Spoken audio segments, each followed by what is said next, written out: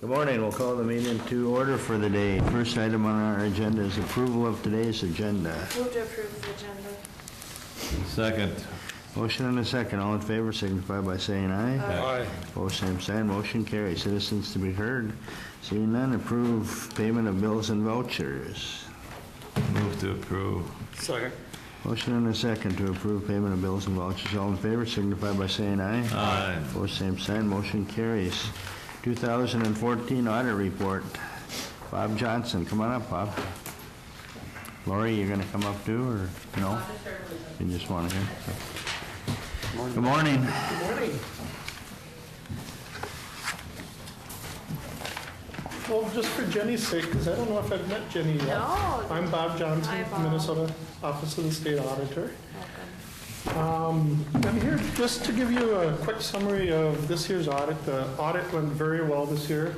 When we came in to actually do audit work, the financial statements were already put together and prepared, which really helps out a lot to have everything prepared ahead of time. So we did save a little bit of time on the audit this year because of that, and we... Do we get a discount because of that, Bob?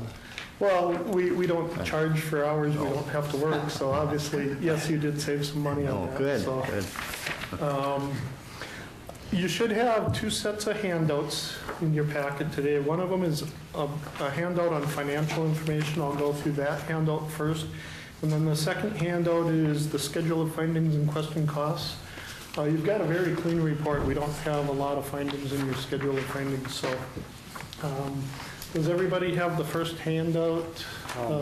We just got one page of You it. just got one page of that? Okay. No, I think I have. this, you want this right now, right, Bob? That's the page I'm gonna cover, but there should be some graphs and things like that And then there's an attachment. in your packets also. There is some. I don't have the graph. Oh, No graph. okay. I will get you graphs. And, Suffice for now. okay, yep, we'll cover that information. I'm gonna send Vicki the graphs. I'll talk a little bit about the graphs in general terms today while I'm here, but we'll make sure that you get copies of the graphs sent out to you. The handout that you do have, I think most of the board members have had kind of my presentation in the past, so you kind of know that this handout contains a lot of information. The very top part of it is government-wide information, and I'm kind of going through that because Jenny's kind of new to it. Very top part is government-wide information, then we'll kind of flow down into some fund-level information. We'll talk a little bit about your cash balances. The state auditor does have a recommendation for cash balance for the general fund, so we'll kind of cover that. And then we'll move down into your fund balances and unrestricted fund balances and talk a little bit about that. Starting out with the government-wide information. Now, Jenny, do you have an accounting background? Do you know what the difference between fund level reporting? I don't have an accounting background, no, but I've had some good conversations here. Okay, so you do know what the difference between fund level and government-wide? Okay, then I won't go into that. The government-wide, the net position for Clay County at December 31st, 2014 is $121,576,000 at year end. That's up about $4,161,000 from the previous year, or about 3.5%. Net investment in capital assets went up $1,550,000. The breakdown of that is for governmental activities, net investment in capital assets increased $1,654,000. That's due to a net increase in capital assets of $3,296,000. Mostly due to infrastructure. You also purchased some new machinery and some building projects and things like that. Decrease in debt related to it of $1,818,000. And that was offset by a decrease in bond proceeds that were invested. You spent those on capital assets. Those bond proceeds, the decrease was $3,459,000. For the business type activities, the net investment in capital assets went down about $103,000. That was due to a net decrease in capital assets of $312,000, offset by a decrease. Offset by a decrease in juvenile center debt of about $208,000, in the Family Service Center lease of about $751. Your restricted went down $3,783,000. For the governmental activities, restricted declined by $3,796,000. That was mainly in general government, capital projects and highways and streets restrictions for those areas, for the significant areas that went down. For the business type activities, restricted increased by $13,339, and that was due to the health. Unrestricted increased by $6,393,000. That's kind of the net effect of everything. The thing that I always point out about that is that's the part that you can actually make decisions on. Obviously, your net investment in capital assets, it's already tied up in capital assets and debt, so you can't make decisions on that, and the restricted is restricted for specific purposes. So, any questions on the government-wide? No? No Okay. questions. I'll move on down. We'll talk a little bit about cash balances first. For the general fund, the cash balance at December 31st, 2014 was $8,206,000. That covers your general fund for a little over 5 months of operation. The state auditor's office does recommend you have a cash balance in your general fund to sustain about 6 months of operation. And the primary reason for that is that the general fund does rely pretty heavily on the levies. So we want to just make sure that you have enough cash on hand to sustain operations within that fund. I know in the past, we've always kind of brought up the internal service fund, that Clay County does have an internal service fund. What that fund, the purpose of that fund is for major capital purchases. If you include that, your cash balance would have been, the two combined funds would have been $9,533,000, and that would sustain you about 5.7 months of expenditures. So it's not really right to include that. It's a totally different type of fund, but we always kind of talk about that a little bit because it is unique to Clay County. Not totally unique to Clay County, but in the counties in the surrounding area, it's one thing that's a little bit different. But the likelihood of us having to dip in because we didn't collect any funds for 6 months either is about as likely to happen as us having to use the internal service fund. Yeah, you'd have to, Yeah. I mean, you do have other revenues coming in, so 6 months is that recommendation is kind of a recommendation that gives you some float in there too. So I mean, I'm not concerned about where your cash balance is. Thank you. Your road and bridge fund, the cash balance is $2,548,000 at December 31st. We don't have recommendations for the other funds, but that would carry you for about 2.4 months of operation. And the social service fund had a cash balance of $8,309,000. That would carry you for almost 6 months of operation in that fund. Now, moving down to the fund balances, I'm going to talk first about unrestricted fund balance.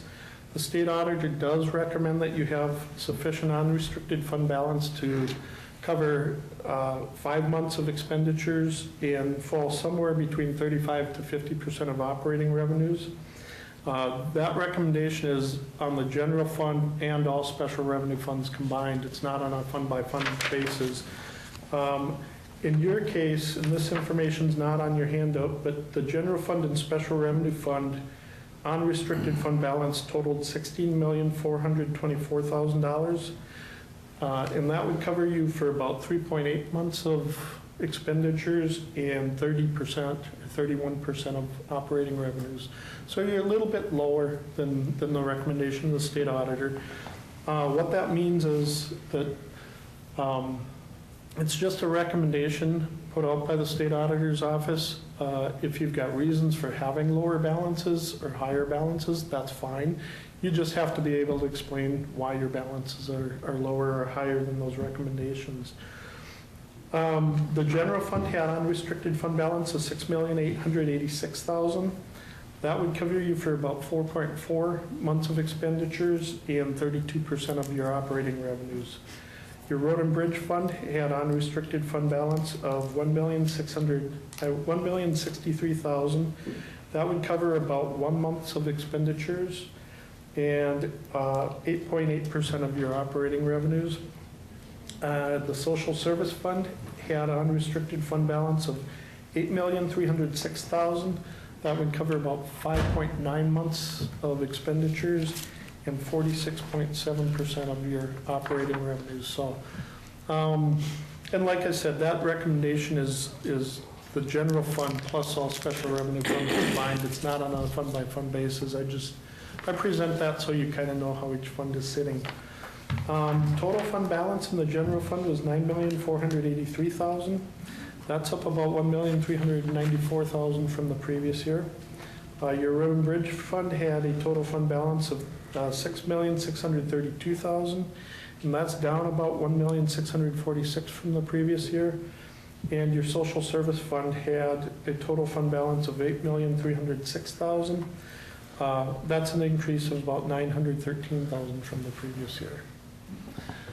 Any questions on that part of the presentation? Okay, I'm going to move on. I'll talk a little bit about these graphs. I know you don't have a copy in your packet. I apologize for that. The first graph that I have depicts the revenue over the last 5-year period. And I know you can't probably see this very well, but you can see there's 2 categories of revenues that kind of stick out. The 2 categories of revenue are taxes and intergovernmental revenue. That's where most of your revenue sources come from, is those 2 sources. Your taxes have increased a little bit each year over the last 5 years. Intergovernmental revenue spiked in about 2011, kind of came down some. If you remember back when we had all the flooding issues and things like that, 2010, 2011, you were doing a lot of flood buyouts and that kind of stuff. So that's the reason that spiked in those years. I'll make sure you get these graphs. The second graph that I have that I was going to present just shows where your expenditures are. And as you can see off to the left-hand side, you've got 4 categories that most of your expenditures come out of those 4 categories. That includes general government, public safety, highways and streets, and human services. Most of your other categories, expenditure categories, are small relative to those. That's pretty common. That's what I see in all the counties around this, at least around the surrounding area here, is that general government, highways and streets, and human services are generally the highest expenditures for a county. I have 3 other graphs. Those are just depicting the total fund balance and non-restricted fund balance over a 4-year period. I'm adding a year each year. We had a change in governmental auditing standards, or not governmental auditing standards, but accounting standards a couple of years ago on fund balances. So as we gain, I'm making it a 5-year graph, and it just kind of depicts what's happened over the last 4 years on where your fund balances are. They bounce around, but in general, the general fund, the general trend has been an upward trend over the 4-year period. The road and bridge fund started out back in 2011 with pretty significant deficits. We've worked our way up over the 3-year period here. You're actually in the positive balances and have improved. So the trend has been an improvement over the last 3 years. And same with the Human Service Fund. You can see that, over the 3-year period, we actually have gone up some over the 3-year period. So I'll make sure you get those graphs. They're just kind of for informational purposes. It just kind of lets you know where you've been and kind of where you're heading it based on those graphs. So the next handout we'll move into is the schedule of findings and question costs. The very first page is there because you had a single audit, and with a single audit, we send the packet to the clearinghouse. They can look at this first page, and they know a lot about Clay County just by looking at one page here. First of all, our opinion on your financial statements is an unmodified opinion. That's the good opinion. That's the one that you want to get. We did have some findings that we noted. Actually, it's just one in this category under internal control. We didn't consider it a material weakness. It's considered a significant deficiency, and what that means, it's a reportable item. We had no issues in non-compliance material to the financial statements. Under the federal awards, again, we noted one item that we found as we were going through some testing of MA case files, that we're considering a significant deficiency, but there's no material weaknesses. We're giving you a non-modified opinion or the clean opinion on your federal award programs. You can look at the handout and see that the 4 programs that we tested for 2014. And for 2014, Clay County was not considered a low-risk auditee for your federal award programs. What that means is that we had to test 50% of your federal awards as opposed to 25% for that year. Now, the federal regulations are actually changing for 2015, so some of those thresholds are, the threshold for single audit is actually going up, and the percentages of coverage is actually coming down some for 2015. So we're hoping to actually reduce some testing in the federal award programs. The first finding that we have is one that's very, very common. It's in basically pretty much every county in the state of Minnesota. It's dealing with segregation of duties. What we're talking about in this finding is not so much overall segregation of duties once things come into the auditor treasurer's office, but we're talking about you've got a number of small departments where you only have 1 or 2 employees or a limited number of employees. So one employee may be collecting money and they may be recording the money that's coming in. So they've got both the custody function and record-keeping function until they accumulate so much, and then it comes over to the auditor treasurer's office. We just point it out each year because that is a weakness in internal control, the lack of segregation of duties, and we've found that when things happen, it's usually in those smaller departments. So we just want to constantly remind you to kind of keep tabs on those smaller departments, do anything that you can as far as oversight, whether it's variance analysis or going out and doing departmental audits or things like that. There are ways of mitigating that risk as much as you possibly can. Wouldn't every county almost have that problem? Just about every county has that problem, yes. Just about every business also has that Yeah, problem. just about every business has that problem. If you have collection points, multiple collection points, you're gonna end up having that problem because, and you do have that. And you do it basically for customer service. If you went to motor vehicle to get your license renewed and they said, oh, you got to go over to the county treasurer's office and pay for this, that wouldn't be very convenient for your customers. So it happens in almost every business, like Kevin said. Well, and also there's just the cost versus the risk. Right. Is just. Right. And we don't want you to implement internal controls that cost more than your risks there. We're just kind of pointing out that is an area where the likelihood of something happening is more in an area where there's a lack of segregation of duties. Well, I'll just see, it's coming up as a problem, whatever, segregation of duties, but no one seems to be able to have because we are only 1 or 2 people in the department, we can't really do anything about it, so. Yeah, there are some things, just general oversight, variance analysis, things like that, you can kind of track the receipts coming in from that department over a period of time. And so if we do that next year, we would still come up with the same findings, though, if we don't change 1 or 2 people. Possibly, yes. All right. We've had this every year that I ever hear. We've been starting to consider pulling it out on some of our jobs because they are implementing so many of those other oversight controls. So, okay. Last year we had an item that we reported dealing with an audit adjustment. We did have an audit adjustment last year that was a material audit adjustment. For 2014, we noted no items where we had to make material audit adjustments, so that item's been resolved. And then the next item that we noted for this year was for the medical assistance program. As we were doing, and I'm not sure if you know how a lot of the programming works, the Maxis system. Are you aware of the Maxis system, I'm not aware Jen? of the Maxis system. Okay, the Maxis system is a state system for many of the programs. And the county actually does the intake for cases for some of these programs, or most of these programs. And they get all the intake information and they enter it into the system called the Maxis system. And from there, the state, it's a state system, so the state kind of takes over, makes the payments and things like that.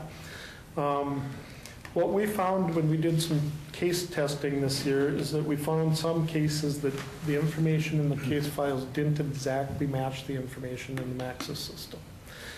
We don't think that it really affected eligibility. We think everybody was still eligible.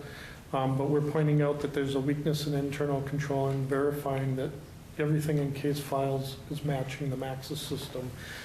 We had 9 cases that had conflicting information between the data entered into Maxis and the documentation in the case file relating to asset and income verification. It could be something as simple as the vehicle, that, the vehicles that they own, they didn't have a title in the case file, but it was put in as a vehicle owned by the client into Maxis or something like that. Bob, can you tell me of those 9 cases, do you see, is it consistent with one particular person, or is it a number of people doing it? We didn't narrow it down to casework or Okay, anything didn't like do that. that. We just randomly select cases and. Would, if you found that, wouldn't that be helpful, at least for the supervisor to? That would be know? helpful for the supervisor, yeah. Okay. Yep. So could you provide that? We can provide the cases that we looked at, yes. And Okay, I I mean- believe we have Yep, provided those and to you Rhonda. did. Yeah. Yep. Did they, Rhonda? Okay. Yep, I Yep. requested that. Okay, good. We've received that, and I received it as well. Okay, good. Thank you. Yep. And we had one case file that had an expired permanent residency card as documentation of citizenship. And one case file did not contain an application, so we couldn't verify all the information that was inputted into Maxis because the application was missing.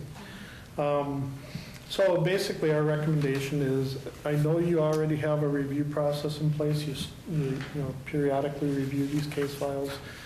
It might be something as simple as just kind of reminding employees again that a little bit of training, reminding them that the information that's going in has to always, if we're getting a change in our case file, we got to make sure it gets put into Maxis and it all matches up. And the last item that I had just to mention was GASB 68's coming along. We have to implement that for the year 2015. And what that involves is that on your government-wide financial statements, we're going to end up having to show liability for the unfunded pension liabilities. And that can be a significant number. It will affect your net position. If you remember back when we talked about government-wide numbers and fund level numbers, it won't affect your fund level financial statements, but it will affect the overall net position because we'll have this liability brought on for pensions for 2015's audit. So, any And that questions? doesn't really have anything to do with us. I mean, it makes the state, it makes us look worse and the state look better, but it's really their issue, right? Well, ultimately, the pension gets funded by contributions from the county. So yes, it does affect the county in that it's actually showing that liability that you've always had out there. It just hasn't been shown on your financial statements in the past. How it might affect the county is going forward, future rates. It could potentially be reflected in the rates because obviously now you can see that you do have this liability out there, which hasn't been shown in the financial statements in the past. Doesn't really change anything. I mean, you've always had this liability, it just hasn't been shown in the financials. Say for example, it shows up and it's $2 million. Your net position will go down by that $2 million. Every government entity out there, net positions are going to go down because of this unfunded liabilities. But essentially, it's kind of like a home mortgage. When you buy a home, you have this liability for that home.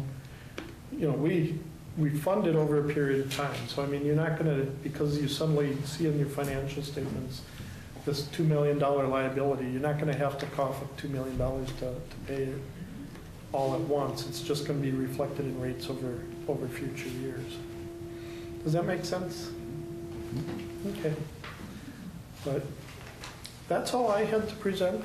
And other than I want to thank Clay County, we do really appreciate working with the county. We really enjoy the county staff here, so. Thanks, Bob. Thank you, Bob. And good work to Lori and her staff. Great job, Lori. Any questions for Bob? Thank you. Thanks, Bob. Thanks, Bob.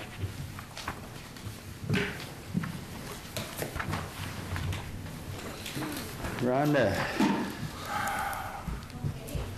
Bring the chair.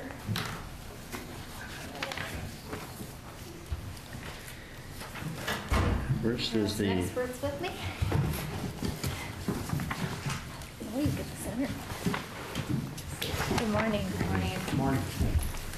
So maybe just if I could comment a little bit about the piece that Bob was talking about. Yeah, during the review, we did ask for specific information on those cases so that our income maintenance unit could look at those cases and see what was missing and use that, of course, as a training opportunity for our staff. This last year, if you remember, that's when we changed our structure a little bit. We had a supervisor retirement. We added 3 kind of lead workers under Larry. So we're really working to have those lead workers assist Larry as the supervisor in doing more case reviews and oversight of some of the program eligibility, not just for medical, but for other programs as well. So, Rhonda, I just want to comment too. I didn't raise that question with the idea in mind that they did something wrong and they should have their fingers slapped. No. yeah. Not at all. What I guess what I was saying, if I would have been one of those people that made that mistake, I'd want to know You about want to it. know about it. Yeah. And that, so that's why I raised it. And I think with our case management system, I mean, we have different hands touching each case. So put it down to just one person that made the mistake, it's kind of hard. So it's more of a teaching moment for me to make sure to tell my staff, you have to be aware of this. And I think with the application not being there was one of the examples that we gave. With the new Mensure system that we have, there's different dock boxes in different areas that we store stuff, and I'm guessing that what happened was somebody did an application in Mensure that should have been in Max's, and we used that information, but then when they did the audit, they would have never seen it, so, but yes, case reviews is on the top of my list to make us to do a little bit more often, so that we're doing the right thing. Okay, I sent a big packet out in your board packet for this topic. This is the 2016-2017 Minnesota Family Investment Program Biennial Service Agreement. So we've been doing this plan for, gosh, years. It used to be called the CCSA, might be a term some of you are familiar with. It's now switched to 2 different sections, the MFIP plan, which is what we're talking about today, and the other plan that we talked about maybe a month ago that relates to adult protection and child protection. So this is the MFIP side of it. So the summary of this is in your board packet. I believe you did get a copy of the full plan. So it's about 17 pages. This plan is currently posted on our website for public comment. That's one of the requirements for the plan, so it'll be posted for 30 days. And if we do get any comment from the public or any feedback from service providers, we will look to incorporate those within the plan. The plan also requires the board approval, and that's why we're here today.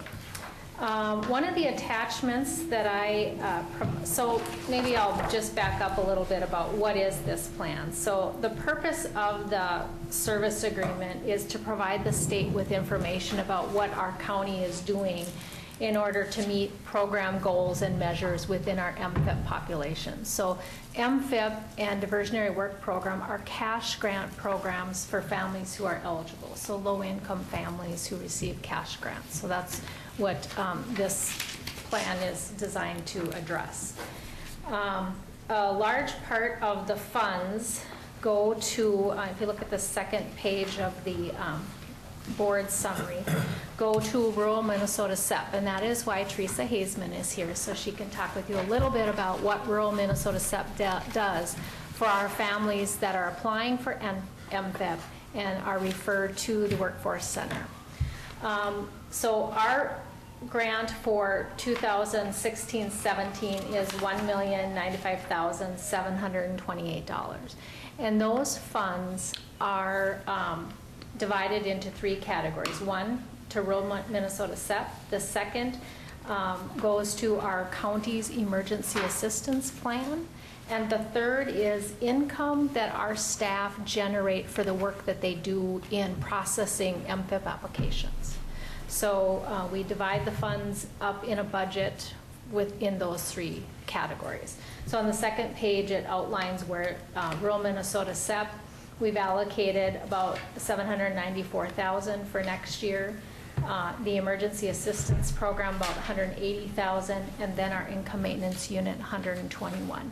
What I always do when I'm looking at where to allocate the funds is I first look at how much is our staff earning, and I make sure that we take out that amount first based on what our staff are earning, and then what our utilization is for our emergency assistance program and what we need to address the needs in the program with rural Minnesota SEP. We do have, as a part of this plan, we have to submit our county's emergency assistance plan, and we do have a couple recommendations for you to consider, and we'll talk about that a little bit later. But maybe what I'll do is ask Teresa to talk about what the Workforce Center does with the funds that the county allocates from this program. Okay.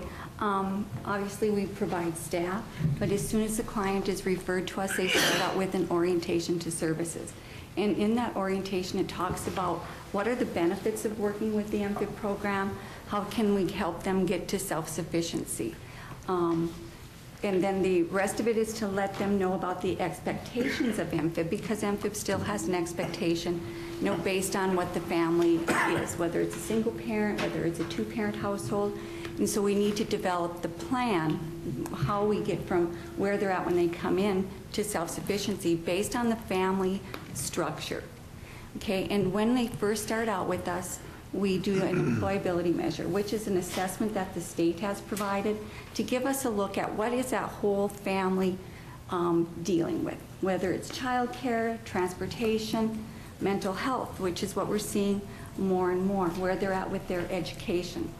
From there, they start to meet with the staff person individually, and then that's who their case manager is, and oftentimes they're connected with financial worker, so we're all on the same page when we're working with this family.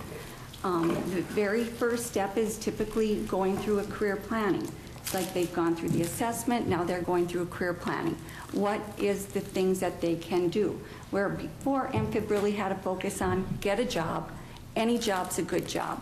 It's really starting to change and say, we want you to have a job that's going to be self-sufficient for your family, where you can actually look at buying a house someday. So it's starting to provide more training opportunities. And that's something that was more limited before. So through career planning, they can start to take a look at their training options. And with that, we can help fund tuition, books, and fees. And we're obviously going to help them do the Pell Grant, so they have funds that come in from that. Our job search workshop focuses on job finding, getting, keeping, advancing, and leaving a job. And job search is a major education point for a lot of the clients that we're working with. Subsidized work training, where we are the employer of record and we place them on a job site. It's really to help them to gain skills and to get connection with an employer that they can then use in their work history. So we have a lot of subsidized employment that we're doing for clients. On the job training, we'll spend up to 50% of somebody's salary for up to 6 months as an incentive for that employer to hire them. And again, there's really more of a focus right now on skills training. And MFIB has changed. MFIB has changed a lot since we first started doing that. And I'm trying to get a good idea of the demographics of what that caseload looks like. But right now, about 56% of our caseload coming in is the refugee immigrant population, which brings its own sets of challenges. So we've got a good partnership with Adult Basic Education, but right now, there's a waiting list to get our groups into English as a second language. We're given priority with them, but there is a waiting list. I've got more staff getting trained in dealing with the refugee immigrant, special things that they're bringing, been able to hire somebody that is fluent in Arabic and Bosnian, but we know that we're going to need to continue to build on that. We've had a pilot project right now, and it's in process. There's an organization that started, the African American Student Association, and this is a young group that is just very assertive and really out there trying to help people get placed. They started their business with their own funds. And so right now they're working with us on a pilot of 5 of our clients that we're working with. And it's to help them, learn how to ride the bus, learn how to know where the community services are when they're first coming, and starting to do some of the job search that's language-based. Because one of the things they said, we can put them into an ESL class, but there isn't anybody there that says, this is the word and this is where you're going. So they're trying to work more on that.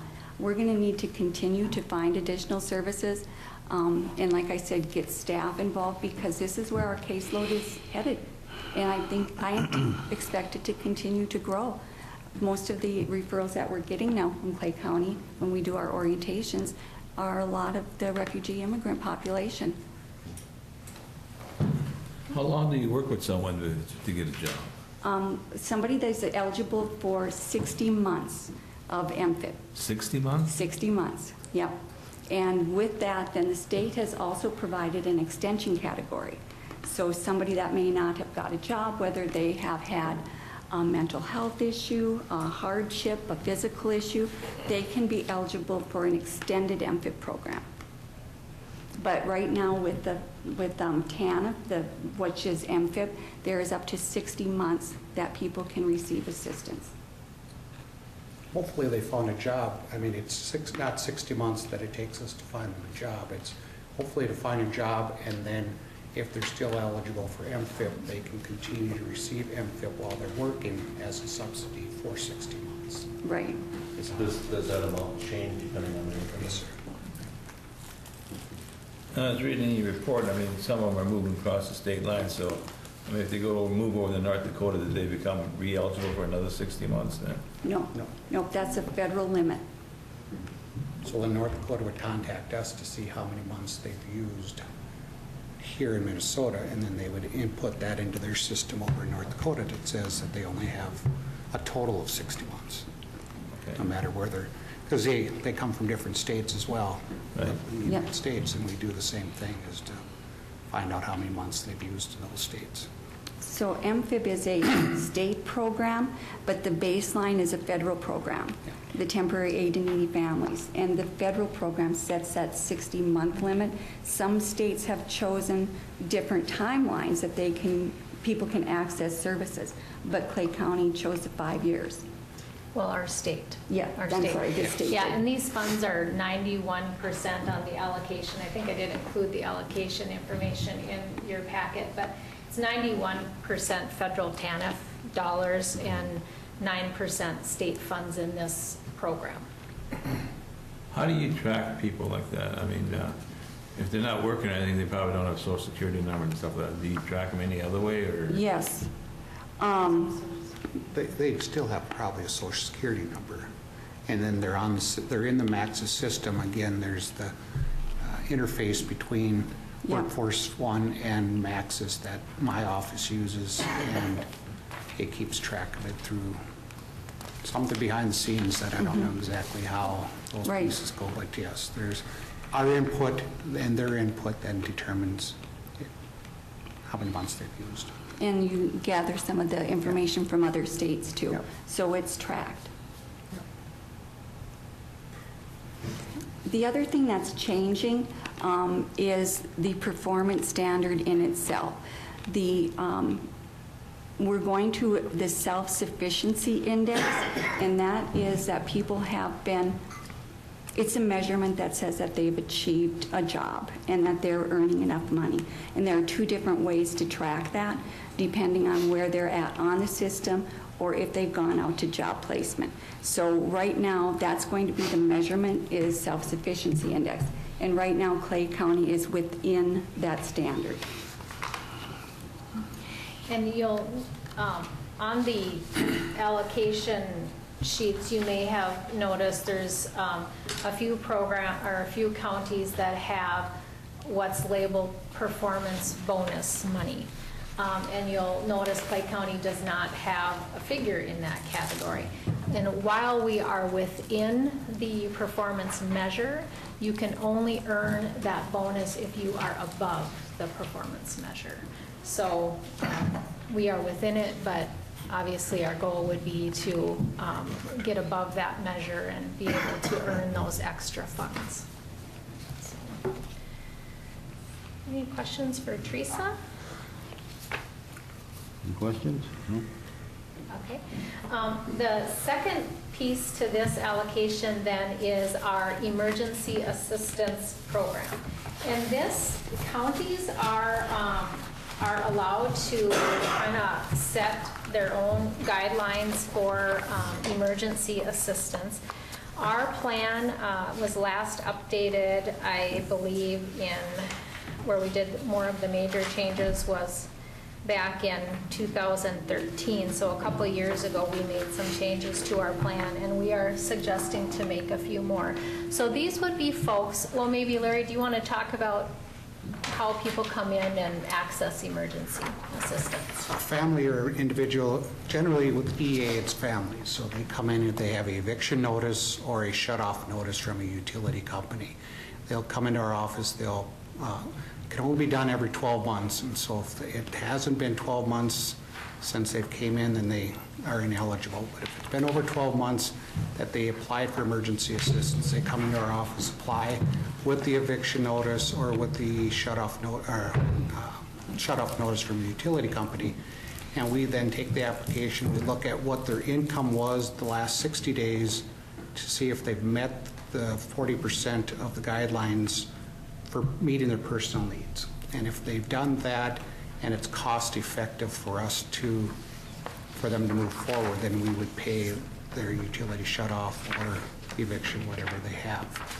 We generally ask if they have some income of some sort or assets that they help pay some of that, so we're not paying the full amount. But it's something that, again, they're entitled, they're not entitled, they're come in every month or every year if they want to, when there's time for a shut-off. So the document I'm talking about is in your packet too. It's at the top, Clay County Social Services Policy and Procedure Manual, so it's the Emergency Assistance Program. One of the things Larry referred to, the 40%, what that is, and correct me if I get the details wrong, but if I were to come in and apply for emergency assistance because of a shut-off notice or an eviction, I would have to demonstrate that of my income, I spent 40% of that toward my utilities or living expenses, legitimate expenses, versus, something else. So that 40% we implemented in, I believe it was for our 2013 plan. And when I look at our history of expenditures in our emergency assistance program, like in 2010, we authorized $220,000 in emergency assistance to folks in Clay County. And then in 2013, when we increased, we were at 30%. Or was it? It's been 40 since 2013, but prior to that, we didn't have that 40% in there. So our authorizations went down to 133,000 in 2013. Now, not that that had the major impact, but, and it could have been maybe it wasn't as cold of a winter, or, you know, maybe other emergency assistance funds were available to folks that they availed themselves to. But we had quite a decrease at that area. In 2014, we spent about 150,000. And this year, we are probably on track to spend around 150 to 160,000 in emergency assistance.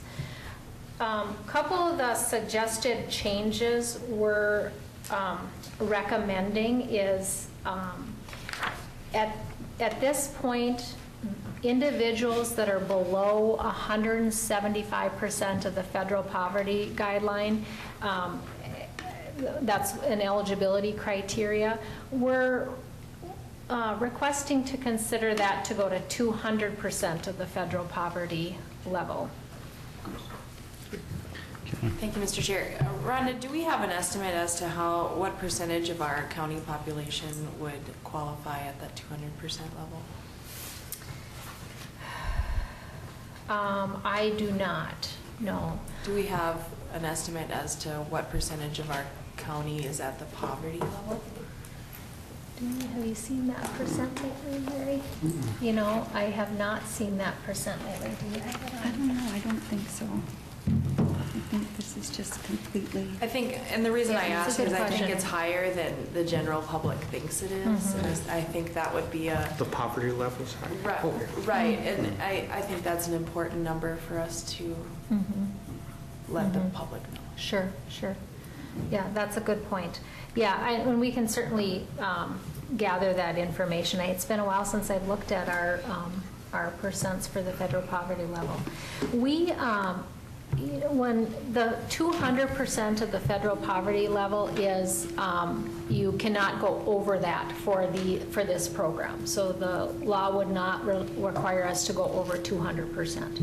Many counties are at 200%, many are at 175% as well. I think, Larry, you looked at like Becker, Ottertail. Our regional counties, we've put a table together that kind of looks at, yes, probably half of them are at 175 and the other half are at 200%. Yeah, so we thought that, but with looking at that going to 200%, we were suggesting that we reduce the maximum amount that can be paid.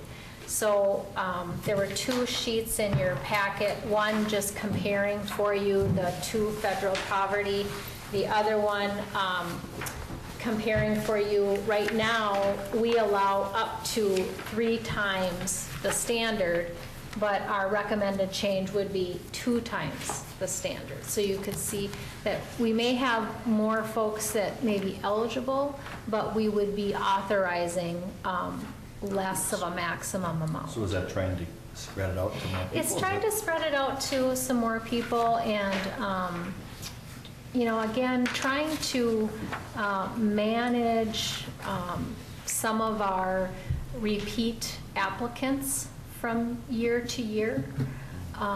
And we think this might be a better approach to encourage people to come in before they are so far behind on utilities or rent. And we can change this plan at any time, but we think that might be a good recommendation. You need a motion? Yes, we would need a... Kevin, you have a question? When you say that you would be hopeful that they would come in sooner, these people that may have, for the first time in their lives, have fallen into that position for whatever reason it is to them, how do we know that they even know about this ability to, Right. you know, it might take, they might be sitting there trying to think, I'm going to work my way out of this, I'm going to work my way out of this, I'm going to work my way out of this. I think a lot of people would try to do that first. Yeah. And it isn't working. Right. And all of a sudden, you get 7, 8 months into this thing. And then, you know, so how do these people know about this? Part of it is public education, and we also educate our service providers. So if any of our service providers kind of touch someone that's struggling, that they can refer. The other piece too is that at the end of the policy, we ask under the exception area that exceptions could be allowed with my approval. And that's an important piece in this because it is from time to time, we have those unique situations. Families we've never seen before, families that have been lifelong residents of our community, and they have something really unique. And Larry and his staff are very good about bringing those situations, and we talk about them. And if it makes sense, we could approve it. So I think that's an important piece in this plan, that we can vet out some of those unique issues to make sure that we meet people's needs. Any family could run across a major medical issue where they weren't maybe covered appropriately for whatever reason, and all of a sudden they're in this position. Yes, yeah. So it does allow for those unique circumstances. The other thing is, from time to time, we have families coming in, we have young children in the household, and we consider if, we are not able to approve emergency assistance, what does that mean for the children? Are we looking at a child protection situation, children going into placement? We weigh those situations to determine what's in the best interest, obviously, of the family and the kids. And so we may approve things outside of the scope of the plan, again, if it's brought to my attention and we talk through those issues. So that's an important piece in the plan. Frank, you had a question? Is there a residency requirement in the length? I see They have to have been here in Clay County for 30 days, I believe it was. 30 days. Yeah. We were able to pull a report from the system that gives some years of utilization of the program. And Larry and I are going to give some thought to some families that we see routinely year after year accessing the emergency assistance plan. And likely we'll come back to talk with you about maybe looking at some different opportunities for a handful of families that maybe we can impact in a different way versus waiting for that crisis every October and having them come in and make that application. And that would likely require a change in the plan, but again, we'd be using these federal and state funds to do that. But And these are all federal and state funds? they are, yes, it's a part of this, the whole allocation. Well, I will make the motion to approve the biennial service agreement, which includes the 200% of the poverty guidelines. I'll second the motion. Motion and a second. Any further discussion? Does it also include changing from 3 to 2 times the rate? Yes, I think that gives us the most opportunity to benefit the most citizens. All in favor of the motion signify by saying aye. Aye. Opposed, same sign. Motion carries. Thank you. All right, thank Hey, you. Rhonda, can I ask you one follow-up question to Commissioner Gross's question regarding the residency requirement of 30 days? But in order to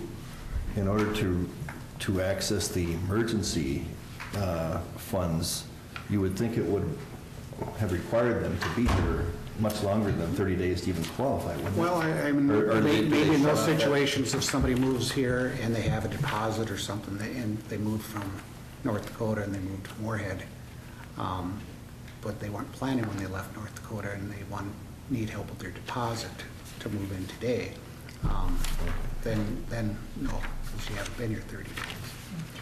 But then they would still have to meet those other requirements. So they may not have been a resident in our county to, have 6 months of utility shut off or whatever, but they would still have to show that they utilized 40% of their income for living expenses.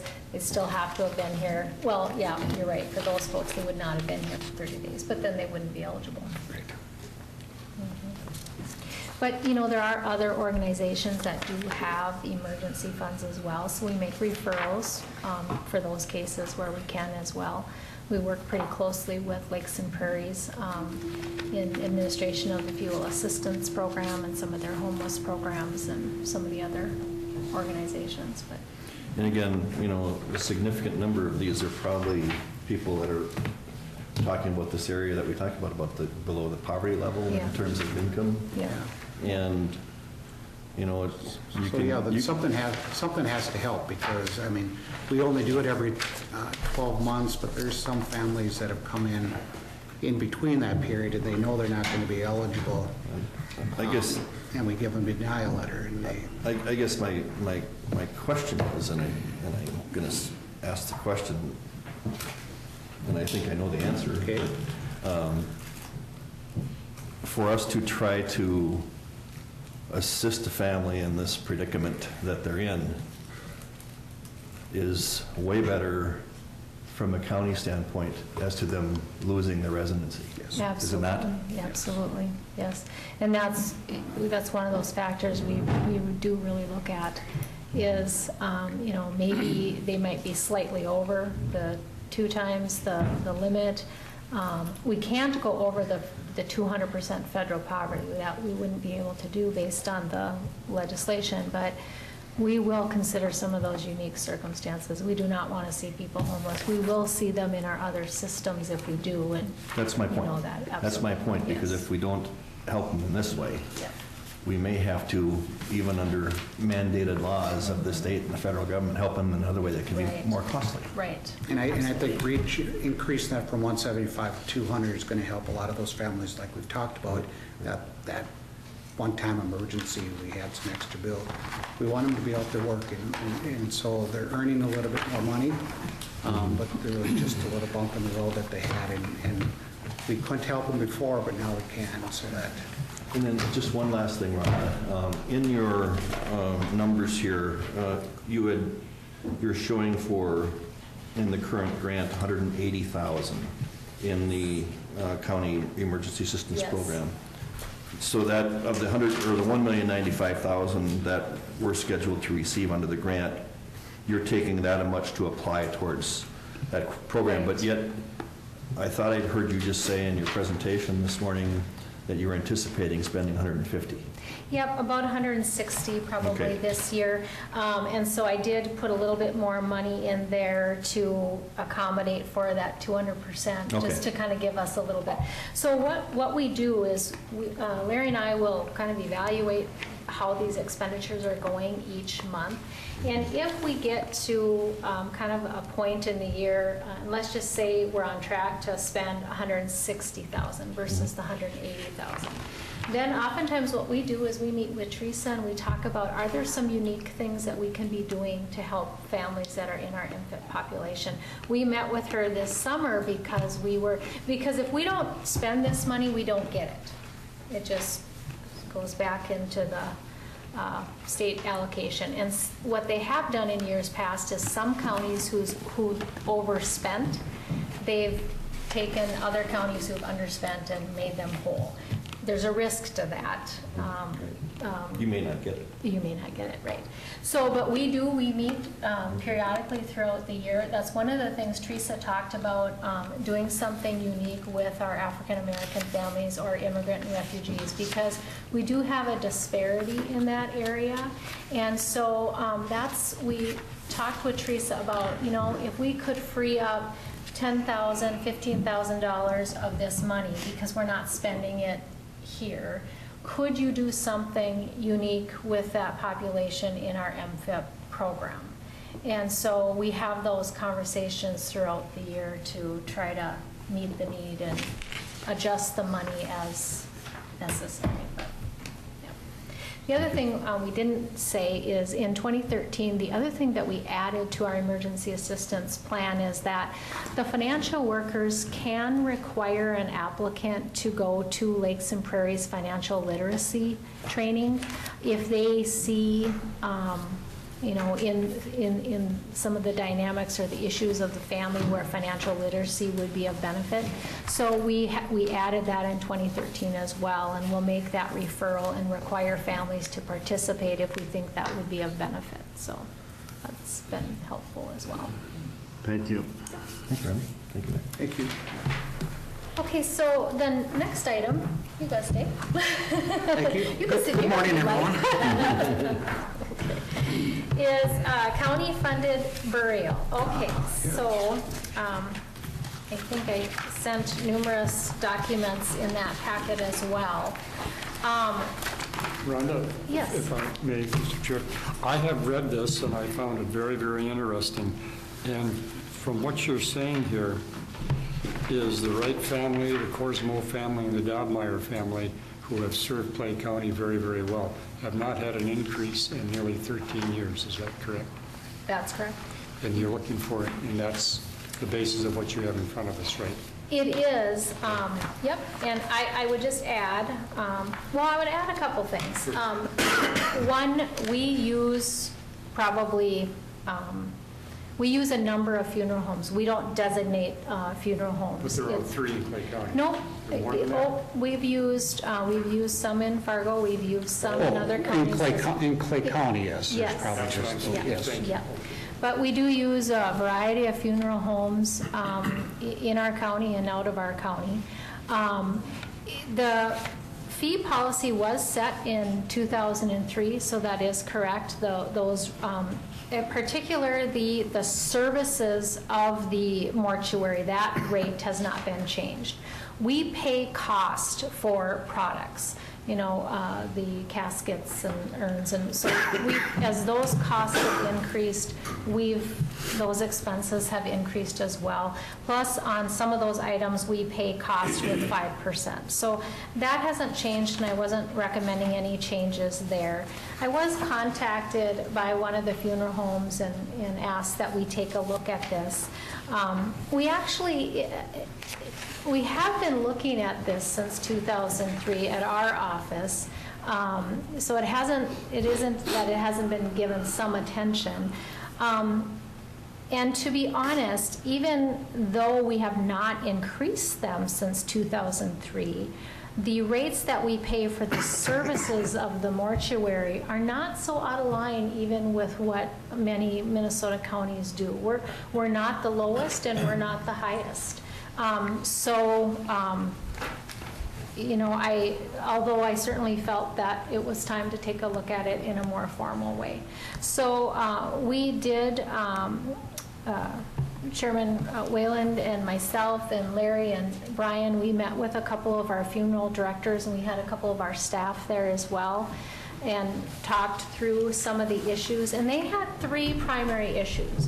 One was the $1,200 and the $1,600 for the services of the mortuary. They felt that that should be increased. They had a concern with, our process has been that when a family comes in and applies for a county-funded burial, if there are any assets that the decedent has, the funeral home has been required to collect those. And then we've reduced that from the amount that the county pays. They had a concern that they did not want to be in the role of collecting those assets from the family, from the bank accounts. And then the third concern they had is that from time to time, if we have a resident who is sent down to the cities for autopsy, the timing of that and getting the body back here and being able to prepare the body appropriately, they have had to go through a private company to assist them. And they've used Midwest Mortuary. Both of these funeral directors alluded to that. And they, just for doing that, they will get a $995 bill or $1,000 bill that is not accounted for in any of this. So in those circumstances, they were concerned about that. So they have to eat the cost for the autopsy? And they're not No, currently- not the autopsy. The Transportation. transportation for an autopsy. That's Yeah, not- they're yeah. not reimbursable. They shouldn't have. Right, it was, well, a lot of times then they would contract for embalming there as well, and so then that would be a fee. So right away, I think we were all felt that a couple of those things could be changed right away. The one being that in those circumstances where they have a direct fee related to those autopsies, we would pay that. So they could put that on the bill and we would just pay that, so it wouldn't be an expense out of their pocket. The second thing is we felt it did seem reasonable that as the county, we would collect the assets. We do that in other situations. So we think that that's reasonable as well, and that would alleviate their burden of collecting that or not collecting it, because sometimes that remains uncollected. The third piece then is what I laid out for more discussion in terms of a proposal for looking at the service rates of the mortuary. So if we're looking at the proposed schedule, to be honest, what I simply did was, one of the funeral directors said, well, when the rates were set in 2015, they were around 53, 58% of what any one of us would be charged if we were making funeral arrangements. So the request was apply that percent to the current costs and, adjust that level to meet that. So what I did was I took where we're starting at the 12th. So for example, for direct cremation or immediate burial, we were at 1,200. And what they were proposing, which was 2,098, and incrementally adjusted that over 4 years. And did the same for the burial or cremation with a service. And so that's how I got to those percents. Although I laid this out going out to 2019, I think that what I would ask is if the board was inclined to support the 2016 adjustment, and then in 2017,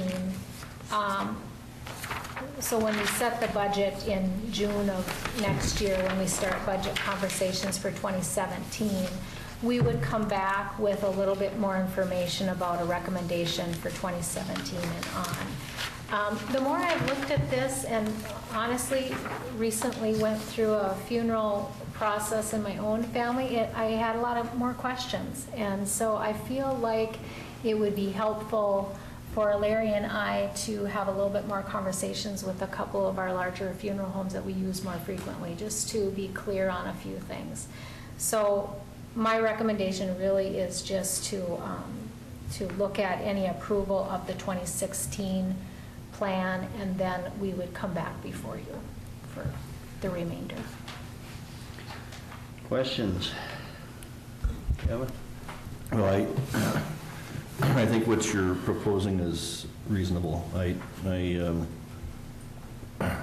it's been that long since they've had any, and I do like your thought process of dealing with the 2016 for now, rather than going out and just up this automatic 15%. But I do think that we, at some point, need to catch up with reality on what we should be paying. And then in the future, we wouldn't be talking about 15% increases. We would be talking about a more realistic cost of living type of increases. Right. And I'm always more inclined to go along with those than I see these 15% type of numbers. But we created the problem by underpaying for a long time. So When we met with the providers, they were very reasonable about it. They just thought that it had been, all these years since it had been reviewed, and they were reasonable. They weren't demanding or threatening or anything else. They do an excellent job, I think, for us, and I don't think this is a big money maker for them. It's more of a service that they provide to the county. So, Jenny.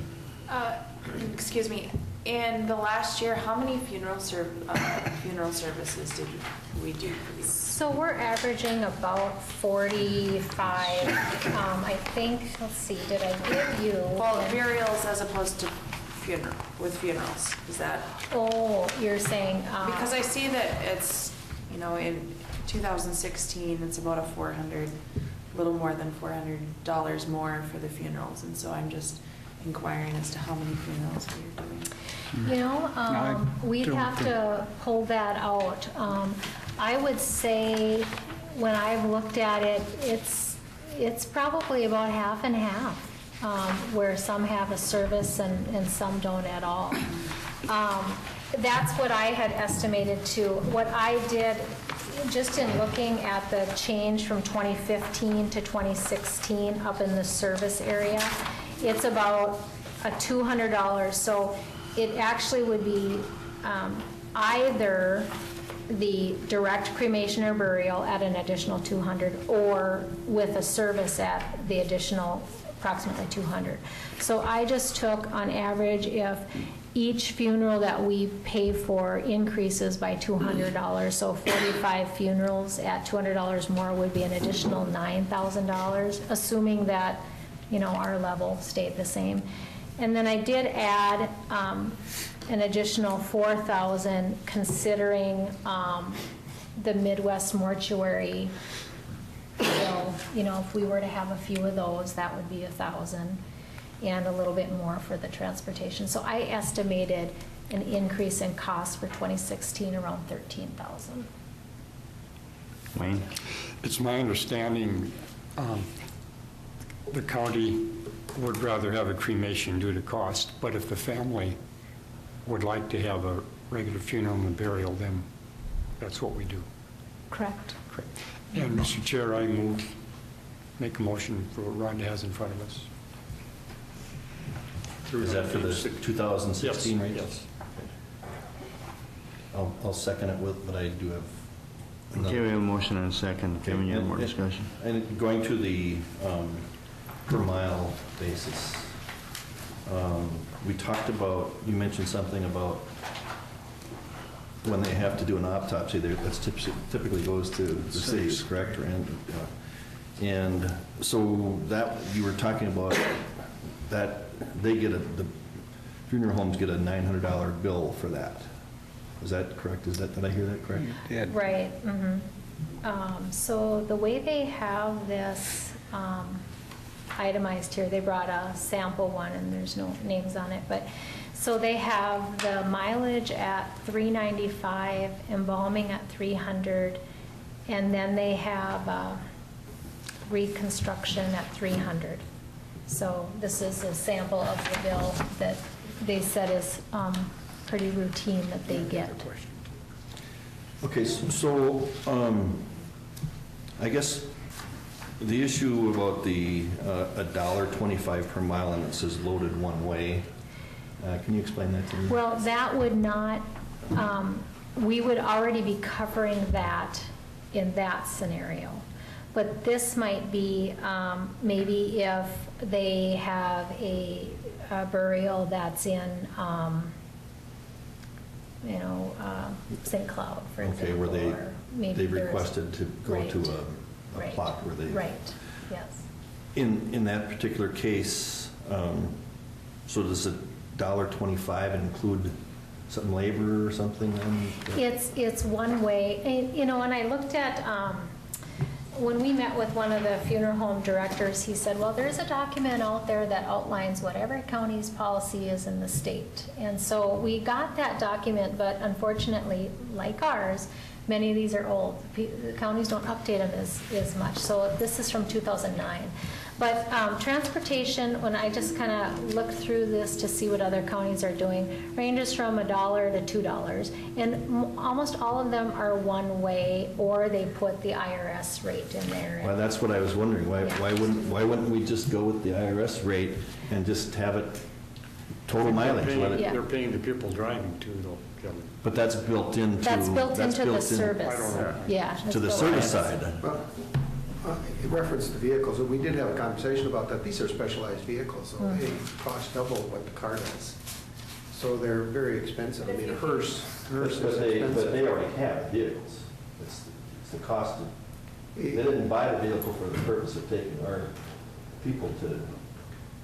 But if you pay the IRS rate round trip, you're going to pay more than $1 one way. Well, I think it would be less because the IRS rate is, .575 right now. .75, 57. yeah. Yeah, so So, that would be $1.14 if Right. it was both ways. and this takes into account really both ways. It's, we could do the IRS rate as well. But we're actually paying them more for transportation than we pay Yes. our own people. Yes, we are. Well, I'm not going to change my motion for that item at all, so. One more comment I have, question. You said we use funeral homes outside of Clay County. Yes. Just briefly, can you explain that? Well, I mean, anyone, I could have moved to Clay County to live the last 20 years of my Okay. life, but I grew up in a different town Right. somewhere, and there's a funeral plot for me, and so we've used those because Okay. we can't tell them on. That's how that works. Yep, you Thank don't you. have That's all I need to know. Yep. Thank you. Okay, any further discussion? Well, I'm still gonna support this, even though I had a question on the mileage issue, but I do think that, then for 2017, as you review all this, let's look at that mileage Okay. issue.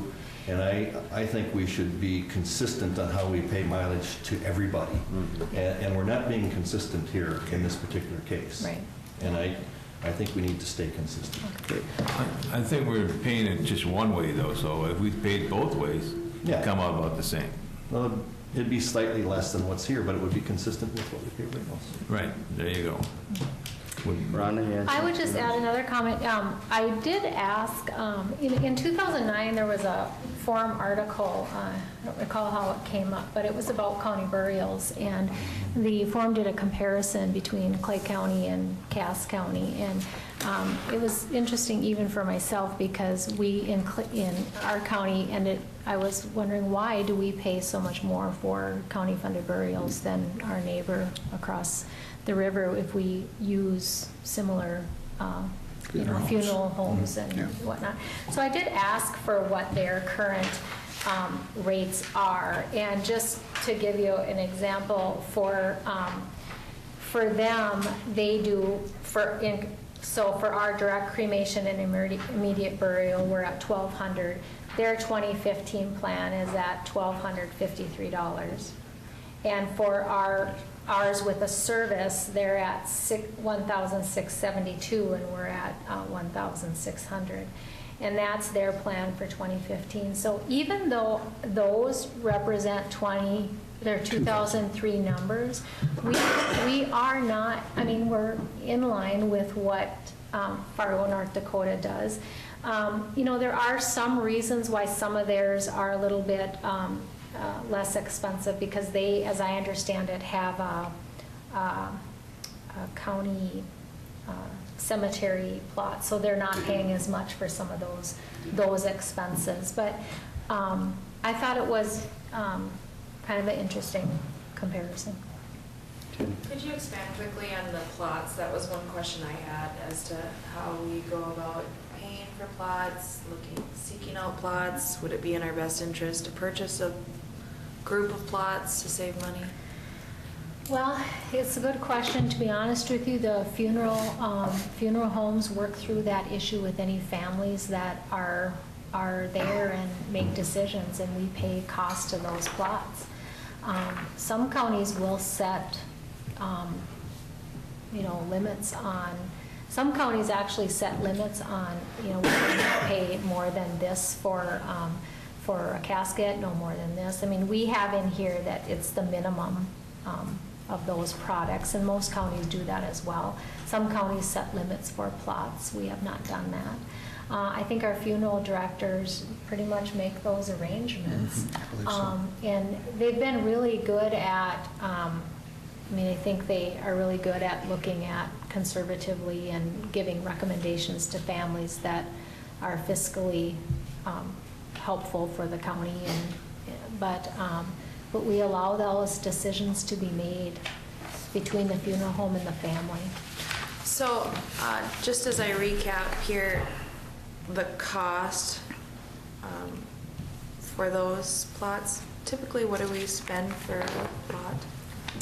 So let me just pull out a couple.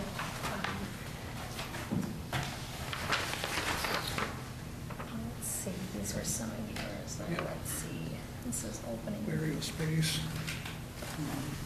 Oh, burial space. So we have one for 200, one for 7, one for 750. What column are we here? Yeah. 750, 200, so there must be, I'm guessing this is maybe a cremation spot. So As- 750, 920. Going forward, as we evaluate 2017 and beyond, I think it would be appropriate to possibly look at setting a cap number for that plot. It's fiscally responsible and is a good guideline for those services. Yeah. Now, that's a piece that as I was kind of looking through this, thought we need more information on. Okay, any further discussion? Hearing none, all in favor of the motion, signify by saying aye. Aye. Opposed, same sign, motion carries. Okay. Thank you. Thank you.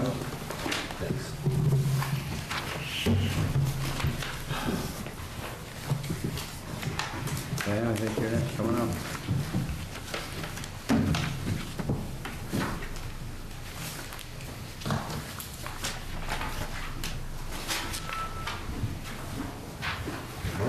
Good morning.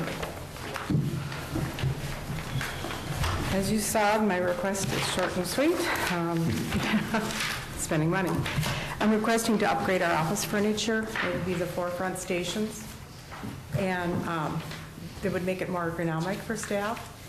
And the estimate right now is about $18,363. And I did tell the person that I'm working with that I wanted to come before the board before we delved any deeper into the specifics and everything. I mean, they did a line-by-line estimate for me, and I said, well, I'd like to get either a yes or a no before I didn't know what everything was. And it would be similar to the court administration. Went to this new furniture. It was to stand. So, and the funds would come out of our 2014 Recorder's Tech account, which had a carryover of like $32,000. Great. You have adequate funds to cover everything? in there? Yes, yep. And we've only spent like 42% of our 2015 budget. Right. So this is from 2014 carryover. I'll move to approve the motion, or I'll move to approve the request. Second. Frank? On these, I mean, we were looking at spending 18,000. You have 4 employees? How many? There's 4 stations. I sit out there every once in a Four stations. Once in a while, yeah. So we're looking at Yes. spending over $4,500 per I know, it station. was just cut out. Just, Hopefully, in a way, it's going to hopefully save too. I have 2 that are doctoring right now with some issues, and I had to do some this summer too, and, you know. why are they doctoring? Is it because they have to sit at a desk, or? I guess Yeah, I and don't want to get into I that. think the way it's ergonomic, you know, this equipment was from 1994, which wasn't made for all of the equipment that we have. Okay. And so hopefully, you know, we'll get people standing more is what is supposed to help. I'm looking at the motor vehicle. I don't know if we have anything at all. Brian, do you know, do they ever change the level of their desk out there? I mean, I don't know if you're acquainted or not. I guess I haven't checked out there, but I know we put in all that equipment out there, and I don't know if they ever change from up, or do they stand certain part of the day and sit certain part of the day, or? I would say no. I don't know that for sure, but I have never heard of anybody moving it or commenting on the fact that. I suppose if you change employees would be the advantage to it. You're existing, you had for 21 years then? Yes, we So have. that's- And we're not going to just throw the stuff away. If there's other departments that need it, we recycle everything. If there's monitors we're not using, I call IT and I said, come on, we have monitors. Can somebody please use these? You know, so we're trying to. Yeah. Yeah. I'm not saying it's not. No, I know. It was a shell shock to me too. It was like, really? I mean, I'm just looking at, should we buy stationary ones that where they can stand at, or, you know, we'd almost be better off buying a desk and a stationary table that's higher almost. Wouldn't we Right. be spending And I think- $4,500 per station? I think to make it from the sit to stand is like $4,000 up the total. So it's I not- realize that, and that just Yeah. seems like a big price to I pay know it for. does. We'd almost be better off buying two, one a bigger table and a smaller table, you know, or desk, or whatever you're gonna call it. I don't know. These are, and the funds are allocated for just certain things. I am sitting there with a $16,000 bill for maintenance for a maintenance fee. That's usually what all of our funds go for, is maintenance fees. And yeah, we need technology, we need to have this, but sometimes it's nice to have something tangible too. Well, I appreciate, Frank, your comments, and because I was thinking the same thing too. Wow, I that's know. a lot to buy basically a workstation. I would hope that you can still review that. I think we should give you Okay. your authorization, but Sure. I just can't imagine that there isn't something out there that will do something similar for less money than that. Okay. And I would like to see us pursue those. I'd have to agree with you there. It just seems like an extravagant amount Yeah. for a desk, you know, for $4,500, you know, per station, you know, and it just, Okay, Diane, you'll work on trying to deal with that if possible. Okay, sometimes it sounds, but I think office equipment has gotten outrageous over the years, so. Okay, we have a motion and a second. Any further discussion? I just want to point out that I appreciate the fact that there's funds from 2014 that have been reserved and responsibly handled so that we can upgrade infrastructure within that office as needed. Thank you. All in favor of the motion, signify by saying aye. Aye. Opposed, same sign, motion carries. Thanks, Dan. Thank you. Dave, come on up. County Engineer, approval of bids for Barnesville SRTS project. Good morning. This was the Safe Routes to School project we did in conjunction with the city of Barnesville. The project did get off a little bit on the wrong foot as far as administration.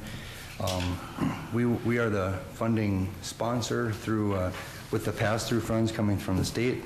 There was a contract and bond originally set up with the city and the contractor. The city of Barnesville actually did the bid letting. Bid letting was in February. So in working with the state and the federal government, being this is a federal project, we need to correct up the actual contract and bond, and that's why we're bringing this in a little late. There was two bidders. There was Parrish Contracting and Celine Brothers. Parrish Contracting's bid, well, what actually happened was in 2014, we did a bid letting and things came in sky high, so they delayed it till 2015. The numbers still came in a little bit high, but they reduced things a little bit to come within their budget. The low bid that was approved was $332,779.95. So if we could also approve that number from our board, we've got things corrected up. There will be no issues with the funding as long as we do a few things like this, get a new contract, new bond. There was some payment issues. I think the city was paying the contractor, so that money's been paid back. The county will now pay the contractor like we're supposed to, and we're going to develop an internal document that we can hand out to the small cities when they do these projects, so we don't go disarray. I know we've done them with Barnesville, we've done them with Dilworth, and we've also done them with Hawley. And it seems like every time we get into these things, they have got a consultant that generates this application for the funds, and then they take the project and run with it.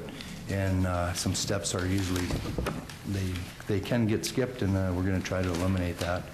This one here at the pre-con, there was 3 different mentions that how the project's supposed to go, but throughout the course of the summer when we're doing our work, they were doing this work and things kind of got on the wrong foot. So just kind of correcting things up. We do have a contract and bond that we'd like to get approved today, and like I said, that number is $332,779.95. Thank you, Dave. Questions for Dave? Board wishes? I'll make a motion to approve it. We have a motion to approve. Do we have a second? A second.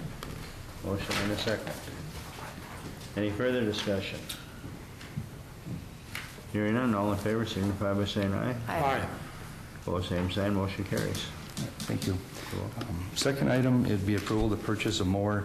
This is a little earlier than our internal service fund schedule. We've had some issues with these bush hog mowers that we bought in 2012. There was some deck issues that the manufacturer fixed about a year and a half ago, and now we've got some other issues and shortage of parts. And I guess in an effort to try to get our mowing done before it freezes up, there is a available John Deere mower that we could purchase off the state bid. It would be a little earlier than our normal schedule, and what we'd like to do is normally what we do is we got 4 16-foot mowers, and when we go to replace these every 4 years, we get a trade-in on them, and we trade them in and buy the new ones. The new ones, or the internal service fund dollars right now is a little bit short, and I'm going to work with Lori on that. We've only got the dollars in there minus the salvage value, so I think it's a little shorter than it should be. But what I'd like to do is just purchase this mower this fall, and then next spring work with the highway committee, and we would purchase the remaining 3 and then trade 4 in next spring. So we would keep that 4th mower as, for one, we've got to fix it. I don't really know that we can get a good trade in on it right now in the condition it's in, and we don't want to trade in one of the other 3 because they're out mowing right now, but we will get to the right point. But like I said, next spring I would come back for approval to purchase 3 and trade 4 in. Kenny? Are we looking at alternative brands because of this deck Absolutely. issue and part issue? Yeah, in fact, we got 3 different calls out yesterday, and this is another, we just about bought, maybe not this mower, but one just like it when we bought those other 3. We had a different maintenance foreman, and we were kicking around the idea of maybe getting 3 bush hogs and 1 John Deere, but I guess we didn't. Right. That's something else I was going to mention, but I can't remember what it was. Wayne? Kevin, this been through highway tracking? This has not, but he has explained it, and it's kind of an emergency deal, and I would support the request. I'll second the request. So you made a motion, Kevin? Yes. Okay, Jenny seconded it. Any further discussion on the motion? Hearing none, all in favor, signify by saying aye. Aye. Opposed, same sign, motion carries. Thanks, Dave. One thing I'd just like to mention too is it's currently a 4-year schedule on these mowers, and our shop staff has requested that maybe we discuss it at highway committee, maybe going to a 3-year. You know, it is a lot of wear and tear on this equipment, and just might, for sure. Thank you. Thanks, Dave. Thanks, Dave. Noon, highway?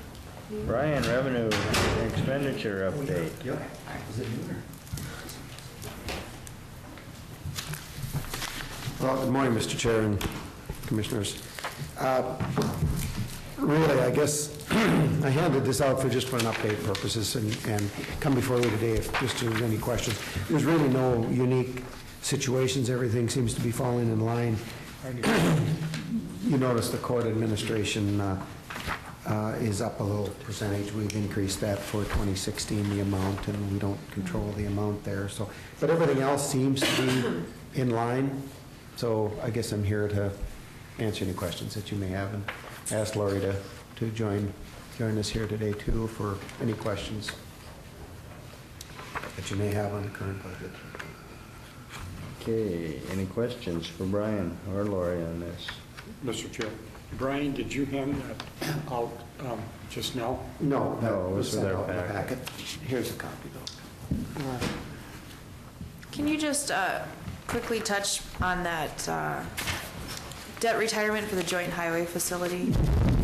That's an interesting observation because Lori and I just talked about that yesterday because of that reason. So Okay. yes, Mr. Chair and Commissioner Mojo. And I'll take a stab at it. Lori's not next to the mic and she could clarify it. But what we did is we bonded for $10 million, $10.6 million about 3 years ago. And that payment is included in that, the expenditure, even though it's a debt on the bond, which is funded through the maintenance, the state maintenance funding, which does not show up in the budget. They balance that out at the end of the year. Okay. So I had the same question as you did Right. yesterday. Everything looks great. That was just the one that, It does look a little odd, Jumped. doesn't it? Yeah, it does. Also, the accountability major improvements. Didn't we just approve some more money for them to make some improvements in the family service centers? Is that going to come out of there too, or? Yes, that'll come, Mr. Chair, that'll come out of there as well. But we had a balance of like 188,000 or 158,000, one of the two. So we had money to cover that, yes. And that does not, Mr. Chair, again, that does not, I believe, I'm not sure if the 100,000 has been transferred for this year or not. I know the balanced amount we were figuring has, and Lori will make that transfer. Well, I see they're already over, and I was hoping we didn't approve something. Yeah, no. I was on Right. felt that we didn't approve that. Yeah, Okay. no, there was a balance in that fund. Okay, very good. Any other questions? Kevin doesn't have a question on this?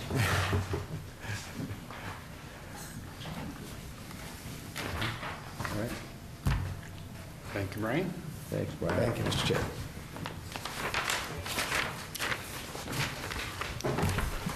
Okay. Committee reports. Wayne. Thank you, Mr. Chair. On Tuesday, October 20th, the Local Advisory Council of Adult Mental Health. General business and agency reports. Allison Wolbeck, the Local Advisory Council's representative on the Jail Committee for Mental Health, gave an update on the committee's last meeting, and Allison is our co-chair. Discussed the upcoming provider survey, update from the co-chair Allison Wolbeck on the Minnesota Association of Community Mental Health Programs Conference that was recently held in Duluth. Thursday, October 22nd, Lakes and Prairies Board meeting, general business, finance meeting with Bramer Bank. This involved future investment considerations for Lakes and Prairies. Mandatory training required by the state for what is called results-oriented management and accountability. Reports from Head Start Policy Council. We approved applying for Housing and Urban Development Grant. Approved applying for a grant on aging, serving seniors and those with disabilities. Transition meeting update. This is in regard to the combining of West Central and Lakes and Prairies Community Action Partnerships. And Croy Mojo spilled water all over the floor, and Lake and Mojo made sure everybody knew he was there. That's all I have, Mr. Chair. Okay, great. I'm not going to go that far in depth. Meeting I had was on jail mental health subcommittee, and we had a very good meeting. I almost thought that as good as that meeting went, that we could take over the jail committee meeting almost. You know. No, we had Representative Margaret there. Good for you. Nice try. Nice try. And Representative Ben Lean and Senator Egan there. And we had some good, very good presentations there, you know, and it was just a good meeting, showing how it's not just building a building, you know, how the mental health is going to be part of it, you know, how we want them to consider that part of it too. It's not on this request that the jail committee did, you know, it doesn't just include the request for a building. There's other things to consider in the mental health, and I think we give them a very good presentation on how what the mental health situation is in the prison and stuff like that. So, or I guess it's called behavioral, or whatever the case you want to call it. You know, come up with a nice word for it. But like I say, it was a very good meeting. I think they were receptive to what we gave them, and hopefully it'll help. That's it, Frank? Yeah. Thank you. Jenny? Last week I had the Planning Commission. We approved a permit for an aggregate mine.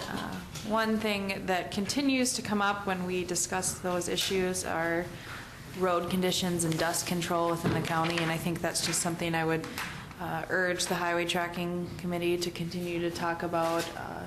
I realize it's a partnership between the Planning Office and the Highway Office as to keeping these contractors responsible for continuing to spread sodium chloride, but it's also a teamwork to ensure that the dust is under control.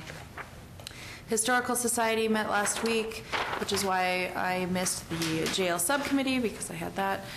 We discussed creating an endowment for North Dakota donors, specifically because their money can do more when that's set up. There's some incentives and tax breaks. Also, Pangea is coming up the second week in November. I also had the Lakes and Prairies meeting. Wayne covered that very well. I attended the Buffalo River Watershed District meeting last night, and they just overcapped some of the projects that are continuing to move forward. One big project with DNR is the Buffalo River restoration that they're working on with the city of Hawley. And there is a grant that the DNR has reserved for this project, and they were able to let bids on that. So that is a big project that will move forward with cooperation from the DNR.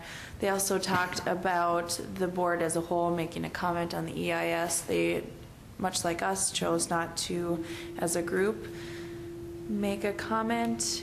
And that was that for that meeting, and that also concludes my reports. Kevin? I had just one meeting last week. It was the Solid Waste Advisory Committee meeting. We had a couple of presentations, and one was a presentation by a company that would like us to, or wanted us to review going to a different type of a collection system where people pay for bags. It's around in some areas, so we listened to them and pretty much put it a receipt and file for now type of a thing. I just don't think it's going to be for us. You know, they showed how in some areas it's more cost effective in some areas, but I think right now with then the other major item, you know, that Kurt gave an update regarding the state bonding money that's going to be coming forward, and PCA does have money in the proposed bonding bill coming forward for our transfer station and for our hazardous waste materials. So we're very pleased with that. They did suggest to us, or they have basically put together a study on the third component, which is the MRF, the materials recovery, that they want to make sure that we've looked at all regional options to the MRF. As you've heard in the past, I think it was last year or 2 years ago, Becker County received $2 million to work on a MRF, and now Prairie Lakes is interested in doing all of this. And of course, us in Clay County, we're quite concerned as to how far away this would be for us, and you know, the cost of transportation and all those types of things are. We're a big generator of waste, you know, and because of our size of our county. And what I found very interesting and very good of the PCA is they said that should also include discussions with our neighbors to the west, being Fargo and Cass County, on what they're doing. And so I think they're really taking some, you know, they're understanding that maybe there's times when the river doesn't mean anything, that there's just good ways to do things. And I thought that was pretty good of them to do that. So moving forward, I think we're going to see the transfer station and the household hazardous waste moving forward. And I mean, there's some good funds they're putting in there towards the total project cost, so it would be good for Clay County and Moorhead. That's all I have, Mr. Chair. Thank you. I had nothing. I was out of state last week. Brian? Thank you, Mr. Chair. Just one item on top, I guess, here of October 30th. That's this Friday. The AMC district meeting is down in Fergus Falls. If anybody is planning on attending that, we had not included that, I guess, on the minutes here.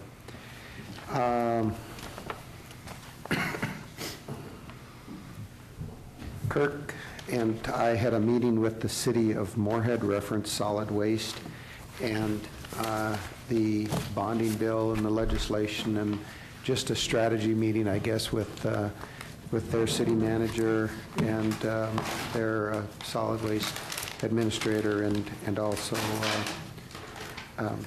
Scott Hutchins. I think he does a lot of their lobbying efforts for them down there, and so we had a good discussion of approach there. Julie and I spent some time on the phone with our architects to hopefully get the design moving forward a little quicker. Again, we've been kind of stagnant in that regards, and that was planned because of to see where we're at with home purchases and different things.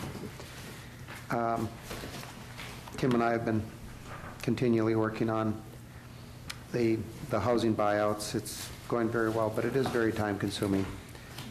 Some additional personnel issues. A couple of different departments take a lot of time. And just for information's sake, the next 3 weeks, this will continue for about another 3 to 4 weeks, and that is that cooling tower feed line within this court building.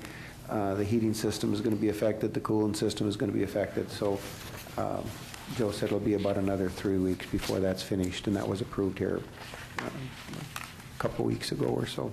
No, it was a couple months ago and scheduled for this fall, so just so you're aware that that's going on. And that's about it, Mr. Chair. Thank you. Anything else? Vicki, anything for us? Hearing nothing? We're adjourned.